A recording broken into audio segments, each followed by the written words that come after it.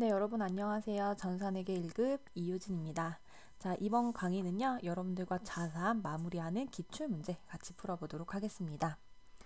자, 첫 번째입니다. 세진상사는 원재료를 매입하기로 하고 지급한 계약금을 매출 원가로 회계 처리를 하였다.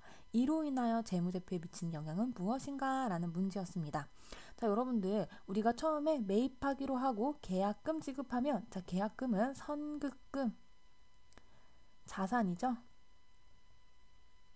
자, 그런데 매출 원가로, 원가면 비용이잖아요. 비용으로 회계처리를 했어요. 어떤 영향이 미치나요? 재무제표에. 자, 우리 지금 자산이 잡혀야 되는데 안 잡혔기 때문에 과소계상되고 비용이 안 잡혀도 되는 게 잡혔기 때문에 더 많이 잡히게 되는 거죠. 자, 정답은 4번입니다. 자, 왜? 자산은 과소되고 맞겠는데 자, 이 부분 잘 몰라요. 그럴 수 있죠. 우리 수익에서 비용을 차감하면 이익인데요. 자, 이익이 주는 거죠. 왜냐하면 비용이 늘었기 때문에 이익이 줍니다. 이익 어디로 가죠? 이익잉여금 형태로 자본에 들어가기 때문에 자본이 과소계상된다 되겠습니다. 자, 2번 문제 볼게요. 다음 중 무형자산에 대한 설명을 옳지 않는 것 보도록 하겠습니다. 자, 무형자산은 영업권 및 개발비를 제외하고 대부분 산업재산권, 광업권 등 독점적, 배타적 이용권을 표방하는 권리를 말한다. 맞습니다. 2번. 연구활동으로 인한 창업비, 개업비 등의 지출은 미래 경제적 효익을 나타내므로 당해년도 무형자산으로 인식해야 된다. 연구활동은 무조건 뭘로 하죠? 비용 처리해야 돼요. 자, 그렇기 때문에 우리 무형자산으로 인식 안 합니다. 정답 2번이 되겠습니다. 자, 무형자산의 미래 경제적 효익을 확보할 수 있고 그 효익에 대한 제3자의 접근을 제한할 수 있다면 자산을 통제하고 있다. 맞습니다. 통제를 해야 되죠. 무형자산의 미래 경제적 효익은 재화의 매출이나 용역의 수익, 원가 절감 또는 자산의 사용에 따른 기타 효익의 형태로 발생해야 된다. 맞습니다. 정답 2번이 되겠습니다.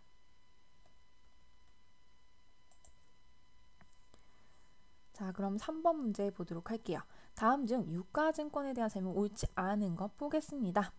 자, 유가증권 크게 세 가지 봤죠. 단기매매증권, 매도가능증권, 만기보유증권 세 가지 봤고요.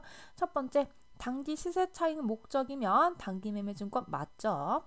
시장성 있는 매도가능증권 공정가치로 평가하죠. 기말에 평가할 거고요. 평가손익 어떻게 하나요? 자본 항목 중에서 기타 포괄손익 누계액으로 처리할 겁니다. 맞습니다. 자, 3번 매도 가능 증권 무조건 공정가치로 평가하여야 된다. 자, 이 부분 정답 3번인데요. 여기 한번 볼까요? 만약에 시장성이 없다면 우리가 공정가치를 신뢰성 있게 측정할 수 없기 때문에 그냥 취득원가로 평가해도 됩니다. 답은 3번이 되겠고요. 자, 유가증권의 매매로 발생한다. 평가 말고 매매는요. 무조건 영업액, 비용, 영업액, 수익 이렇게 처리하시면 되겠습니다. 자, 정답 3번으로 여러분들 체크하시면 되겠고요. 4번 문제 보겠습니다. 다음 중 일반회계 기업 기준에서 일반 기업 회계 기준에서의 현금 및 현금성 자산이 아닌 것 보도록 하겠습니다. 자, 1번 만기가 3개월 이내에 도래한다. 이 단기금융상품 현금 및 현금성 자산 맞고요. 2번에 우편한, 전신한 맞고요. 3번에 당좌거래 개설 보증금입니다. 자, 당좌개설 보증금 여러분 들어보셨나요? 자, 우리가 사용이 제한된 예금입니다. 사용 제한 기간에 따라서 우리가 단기금융상품 혹은 장기금융상품으로 구분할 거기 때문에 장기가 될 수도 있죠. 3번이 틀린 게 되겠습니다. 자, 4번의 통화 맞고요. 여러분들 3번 체크하시면 되겠네요. 네, 그러면 그 다음 문제 보도록 할게요. 5번입니다. 다음 중 기업 회계 기준에 의한 유가증권에 관한 설명이다. 옳지 않은 거 보도록 할게요. 1번 만기보유증권으로 분류되지 아니한 채무증권은 단기매매증권이나 매도가능증권을 분류한다. 맞죠? 2번 단기매매증권, 매도가능증권, 만기보유증권은 원칙적으로 공정가치로 평가한다. 자, 우리가 그 단기와 매도가능증권 배웠어요. 그리고 만기보유증권은요. 이름만 있는 걸로만 설명드렸고 배우지 않았는데요. 만기보유증권은 원래 상각을 해서 원가로 평가를 하는 그런 특수한 I입니다. 그렇기 때문에 정답 2번으로 체크하시면 되겠습니다. 3번입니다. 단기매매증권이 시장성을 상실한 경우에 매도 가능 증권으로 분류해야 된다. 왜냐면 우리가 시세 차익을 목적으로 시장성 있는 것을 단기매매증권으로 하기 때문에 맞고요. 4번. 만기가 확정된 채무증권을 만기까지 보유할 적극적인 의도를 갖고 있다면 만기 보유증권으로 분류한다. 맞습니다. 자, 6번 문제 보도록 할게요. 다음 항목 중에 기말 재고 자산에 포함된 항목을 모두 더하면 얼마인가 보겠습니다. 자, 장기 할부 조건으로 판매한 재화. 이미 팔았어요. 그냥 돈만 장기 할부로 받기로 한 거기 때문에 자, 얘는 우리의 기말 재고 자산으로 포함되면 안 되죠. 두 번째, 시용 판매용으로 고객에게 제공한 재화. 자, 구매 의사를 표시해야만 우리가 매출로 볼 거예요. 이 구매자가 매입 의사를 표현하지 않았더라면 아직 우리의 재고 자산이 됩니다. 그래서 10만 원 포함할 거고요. 위탁 판매용으로 수탁자에게 제공한 재화 중에 수탁자가 현재 보관 중인 재화. 자, 우리가 대신 팔아줘 라고 하는 게 주는 게 수탁자고요. 수탁자가 팔아줘야 됩니다. 팔지 않고 수탁자가 가지고 있다면 우리 꽤 돼요. 10,000원도 기말 재고 자산에 포함할 겁니다. 자, 목적지 인도 조건으로 판매한 운송 중인 재화. 목적지에 도착해야만 우리가 판매한 걸로 볼 거기 때문에 지금 운송 중이죠? 그러면 가고 있는 중 아직 도착하지 않았습니다. 아직 우리 거예요. 자, 정답 2번 되겠습니다. 자, 다음 7번 문제입니다. 다음은 희망이 무형자산을 창출하기 위해 지출한 내부 프로젝트의 경비 항목이다. 이 항목들에 대하여 연구 단계와 개발 단계를 구분할 수 없는 경우, 자, 우리가 그러면 어떻게 하죠? 연구 단계로 보잖아요. 구분할 수 없으면 무조건 비용 처리해야 된다라고 했습니다. 자, 무형자산으로 인식할 수 있는 금액 얼마인가요? 없습니다. 1번 체크하시면 됩니다. 자, 8번입니다. 다음 중 기말 재고 자산에 포함된 항목을 모두 모은 것 볼게요. A. 시용 판매용으로 고객에게 제공한 재화에 대해 고객이 매입하겠다는 의사를 표시했다. 그럼 이제 우리 거 아니에요. B번. 위탁 판매용으로 수탁자에게 제공한 재화 중 수탁자가 현재 보관 중인 게 있다면 우리 거입니다. 아직 판매를 못한 거죠. 장기 할부 조건으로 판매한 재화. 자, 돈만 우리가 할부로 받기로 한 거죠. 이미 판매했기 때문에 아닙니다. 자, 도착지 인도 조건으로 운송 중입니다. 그러면 아직 도착하지 않았기 때문에 아직은 우리 거예요. 자, 그러면 B와 D. 여러분 정답 3번 체크하시면 되겠습니다. 자, 9번입니다. 다음 중 일반적인 재무제표의 계정 과목 분류가 옳지 않은 것 보도록 할게요. 자, 저장품은 재고자산 맞습니다. 자, 재고자산 판매를 위해서 가지고 있는 자산이죠. 두 번째, 건설 중인 자산은요, 유형자산에 해당되죠. 감가상각하지 않는 2번이 틀렸습니다. 자, 3번, 장기제품 보증 충당부채, 비유동부채 맞고요. 매도가능증권 평가손익은 기타 포괄손익 2개에게 해당합니다. 다음 10번 보도록 하겠습니다. 다음 설명 중 밑줄친 부분과 관련 있는 계정 과목으로만 나열된 것 보도록 할게요. 기업이 경영활동을 하기 위하여 소유하고 있는 각종 재화와 채권. 자, 경영활동을 하기 위해서 소유하고 있는 것입니다. 자, 그럼 여러분들 1번의 제품은요. 채권이 아니죠. 아니에요. 3번의 제공품도 채권이 아니고요. 차량 운반구도 채권이 아닙니다. 4번의 건물과 임차보증금도 채권이 아니에요. 자, 여러분들 2번을 체크하시면 되겠습니다. 미수금과 선급금입니다. 먼저 받은 돈, 먼저 준 돈, 아직 못 받은 돈, 자, 아직 못 받은 돈 미수금 될 거고요. 선급금 먼저 준 돈 되겠습니다. 자, 11번 문제 볼게요. 다음 중 재고자산에 기말 평가 시 저가법을 적용하는 경우 그 내용으로 틀린 것 보도록 하겠습니다. 1번 가격 하락 시에 재고자산 평가 손실 대변의 재고자산 평가 충당금. 자, 저가법이라고 하는 것은요. 우리가 실제로 가지고 있는 게 1,000원인데 우리가 시장에서 팔면 800원밖에 못 받아요. 이게 저가법이에요. 그럼 이 800원을 맞춰주는 게 저가법인데요. 평가 손실로 우리가 가격 하락했을 때 둘 거고요. 대변의 평가 충당금입니다. 자, 그런데 이게 만약에 가격이 다시 1,000원이 됐다. 그러면 200원만큼 우리가 평가 손실로 인정해 준 부분을요. 200원을 한도로, 왜냐면 그만큼만 잡았으니까 대변했던 거 차변에 보내줄 거고요. 자, 충당금 환입이라는 계정 과목 쓸 겁니다. 자, 세 번째, 재고자산 평가 충당금 환입은요. 영업의 수익이 아니라 매출원가에서 차감할 거예요. 매출원가. 그래서 여러분들 틀린 거 3번 체크하시면 되겠습니다.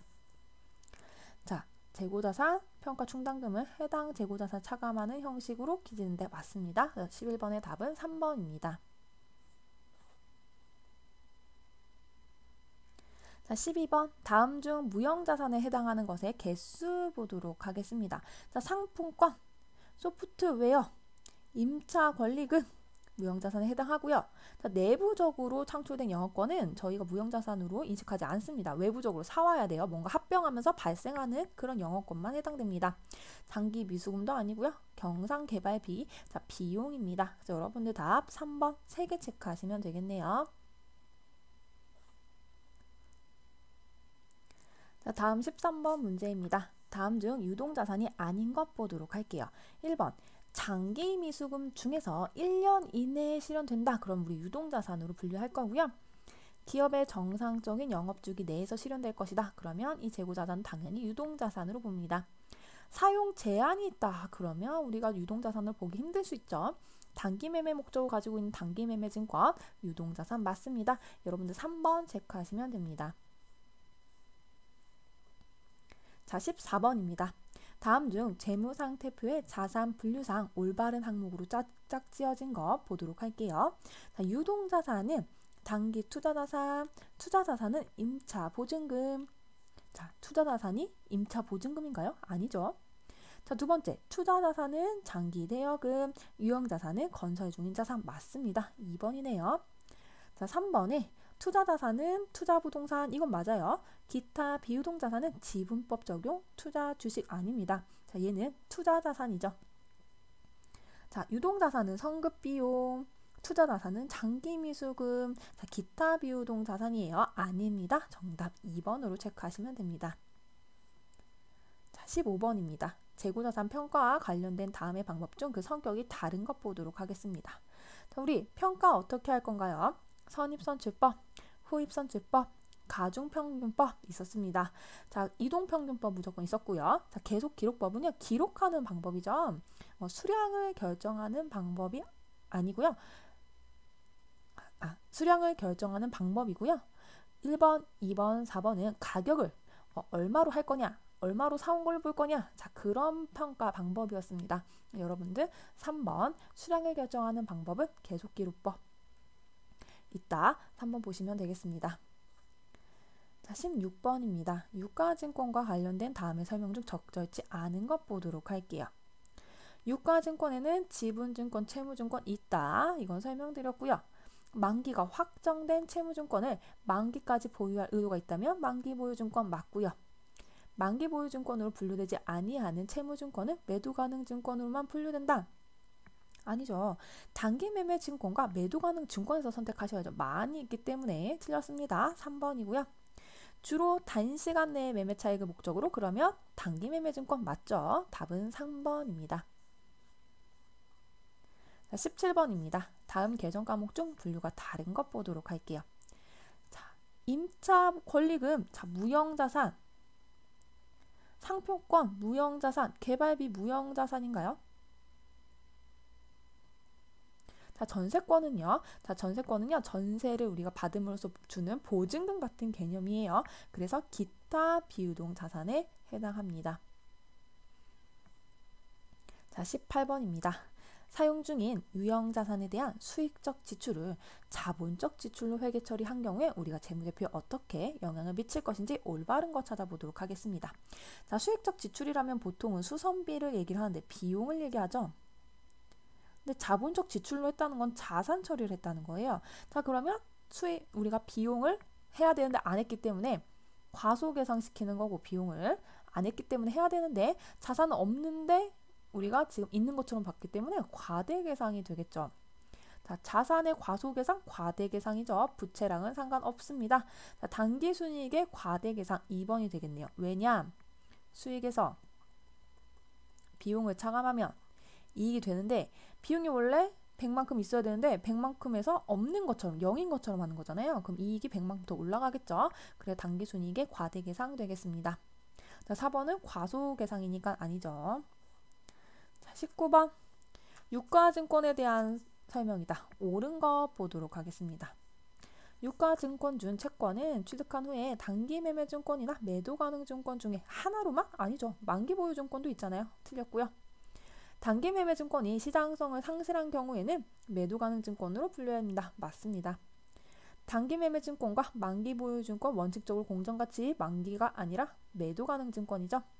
자, 매도가능증권은 단기가 매매 차익을 목적으로 이거는 단기매매증권 얘기를 하네요. 정답 2번이 되겠습니다.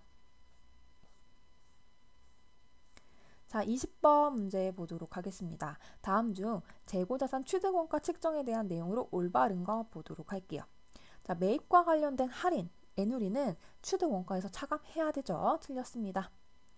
취득 과정에서 정상적으로 발생한 부대비용 취득원가에 포함해야 되죠. 틀렸습니다. 제조원가 중 비정상적으로 낭비된 부분은 취득원가에 포함되지 않습니다. 맞죠? 정상적인 부분만 우리가 취득원가에 포함을 시킬 거예요. 정답 3번이 되겠네요. 4번 제조원가 중에 추가 생산 단계에 투입하기 전 보관이 필요한다. 이 보관 비용 취득원가에 포함한다? 아닙니다. 포함하지 않습니다. 여러분들 정답 3번으로 체크해 주시면 되겠네요.